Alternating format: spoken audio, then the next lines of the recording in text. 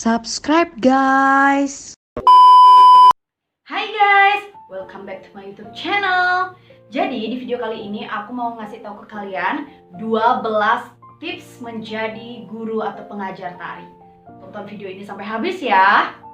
Oke, tips yang pertama yaitu tujuan. Nah, sebagai guru atau pengajar tari, kalian harus memiliki tujuan. Kalian harus punya mindset ke depannya. Kalian mau kayak gimana, terus masa depannya bakal gimana gitu. Kalian harus punya mindset dari sekarang, punya tujuan. Kalau kalian nggak punya tujuan, takutnya nanti di tengah pertengahan jalan itu sanggar atau komunitas yang kalian dirikan itu berhenti atau ngambang gitu jadinya. Jadi kalian harus punya tujuan ya. Oke, tips yang kedua yaitu punya basic. Nah, punya basic di sini kalau dalam hal guru tari itu yaitu punya basic bisa nari. Kalau kalian pengen jadi pengajar atau guru tari di sanggar atau komunitas itu, menurut aku sih kalian nggak harus tamatan kampus seni, nggak harus di belakang nama kalian itu isi gelar SSN atau sarjana seni. Tapi kalau mungkin kalian pengen jadi guru tari di sekolah atau dosen tari gitu, harus tamatan kampus seni atau di belakang nama kalian isi gelar SSN sarjana seni gitu.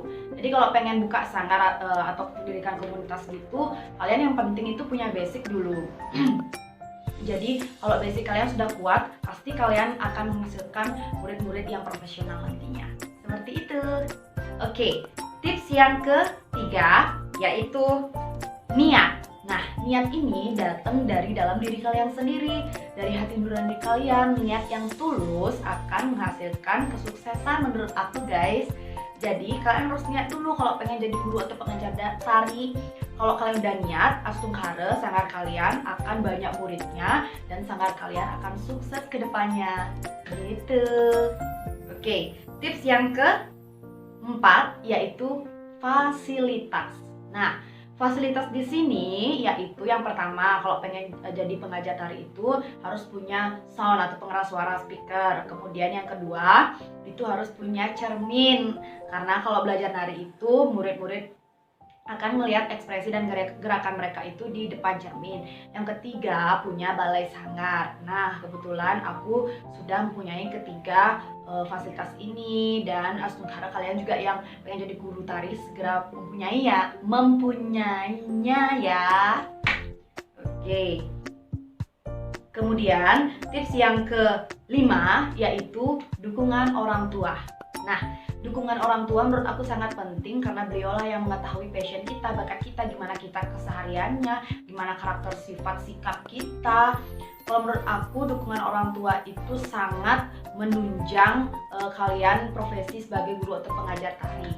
Karena dengan saran-saran orang tua itu bisa memberikan kita jalan ke depannya baiknya gimana gitu.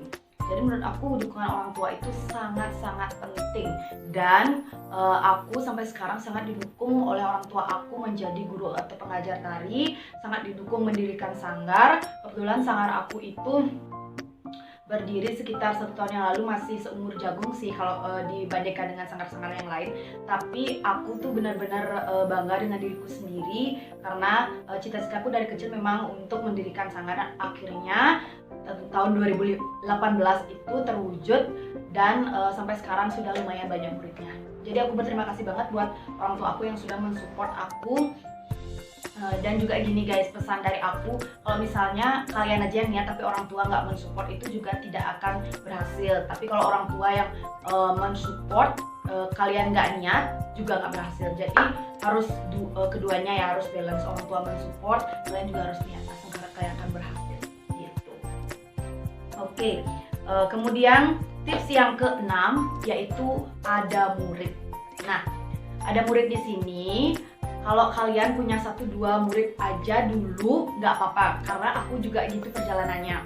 Jadi nggak langsung aku mendirikan sanggar tuh langsung membludak gitu puluhan gitu muridnya, nggak langsung. Jadi kalau kalian pengen jadi guru atau pengajar tari, jangan dulu ambisi muridnya itu banyak gitu. Jadi cuma 1-2 murid aja kalian ajari mereka dulu biar mereka itu bisa. Nah, kalau mereka sudah bisa, astungkara nanti orang-orang akan melihat murid kalian itu, dan orang-orang pasti akan ingin belajar nari ke kalian atau anak-anaknya juga disuruh ke kalian buat belajar nari gitu. Dan cara untuk mendapatkan murid juga kalau menurut aku yang pertama sosial media. Kalian umumkan di sosial media kalian punya sanggar, kalian buka sanggar, sanggarnya itu latihan setiap hari apa, pembayarannya itu berapa, tempatnya di mana. Karena menurut aku peran sosial media itu sangat penting di zaman sekarang karena orang-orang tuh banyak banget yang ngelihat handphone, apalagi pada saat pandemi COVID sekarang ini pasti orang-orang itu umumnya lebih banyak melihat gadget gitu. Jadi menurut aku kalian kalau sekarang misalnya nih habis corona kalian mau mendirikan sanggar, mulai dari sekarang kalian harus sudah menyebarkan poster atau apapun informasi di sosial media supaya nanti selesai corona kalian sudah bisa mendapatkan murid seperti itu. Dan juga kalau aku nih di lingkungan sanggarku, rumahku itu memang lingkungan seni. Jadi di Sukawati itu memang banyak anak-anak yang berminat untuk belajar menari. Jadi misalnya dari mulut ke mulut di warung-warung itu para orang tua itu di sana yuk belajar nari itu yang aku alamin sih. Jadi kalau di desa Sukawati ini memang dari mulut ke mulut di tengah masyarakat itu mengalir informasinya seperti itu. Oke, selanjutnya yaitu yang ke-7, jadwalkan. Nah, kalau kalian sudah mendirikan sanggar dan ada beberapa murid kalian ataupun belum ada murid itu kalian sudah harus menjadwalkan. Kalian mau latihan setiap hari apa, satu minggu berapa kali, terus jamnya jam berapa, kemudian apalagi ya, kalau kalian sudah ada budget lebih kalian bisa baju kos, membuatkan gitu anak-anak sanggar kalian baju kos gitu biar rapi gitu, kompak gitu, samaan baju kosnya gitu kan, lebih menarik, lebih cantik kelihatan gitu. Kemudian jadwalkan apa lagi ya, jam mulainya dan jam selesainya tuh harus benar-benar dipatok biar kalian tuh nggak kelihatan guru atau pengajar tari yang dalam bahasa Balinya itu gabeng gitu. Oke, jadi jadwalkan sanggar kalian. Kalau aku sih jadwalnya itu setiap hari Sabtu Minggu itu jam 3 sampai jam 5 sore. Jadi buat kalian yang mau belajar sama aku, kalian promosi ya. Setiap hari Sabtu Minggu jam 3 sampai jam 5 sore kalian cuma perlu bawa strapless ini yang hitam itu, terus kain, kamen, sama pakai baju ya. Kalau yang belum dapat baju sanggar itu nanti aku kasih kalau kalian sudah latihan di sanggar aku. Sanggar Ditya Graha yang beralamat di Jalan Distira nomor 59 Banjar Babakan, Sukawati. Ditunggu ya. Oke, itu ya jadwalkan. Kemudian yang ke-8 itu patok gerakan. Nah, ini yang paling menurutku banyak banget ya guru tari yang misalnya minggu ini ngajarnya itu gini gerakannya, minggu depannya lagi kayak dirubah gitu. Menurut aku lebih baik kalian itu patok gerakannya supaya muridnya nggak bingung gitu. Gerakan minggu lalu dan minggu sekarang itu jangan dirubah-rubah. Jadi supaya muridnya itu lebih cepat menghafal dan lebih cepat bisanya gitu. Kemudian yang ke-9 yaitu sabar. Nah, sebagai guru atau pengajar tari kalian harus mempunyai sifat yang sabar. Karena kalau kalian nggak sabaran, kalian pengen cepet-cepet selesai, kalian capek gitu, kasihan murid-muridnya sudah mengeluarkan waktu, tenaganya juga datang ke sanggar kalian. Jadi kalian harus sabar. Kalau ada murid-murid yang cerewet itu tetap pokoknya dalam hati bilang sabar, karena kalau memang karakter anak kecil memang seperti itu. Jadi harus terapkan sifat sabar ya kalau jadi guru atau pengajar tari.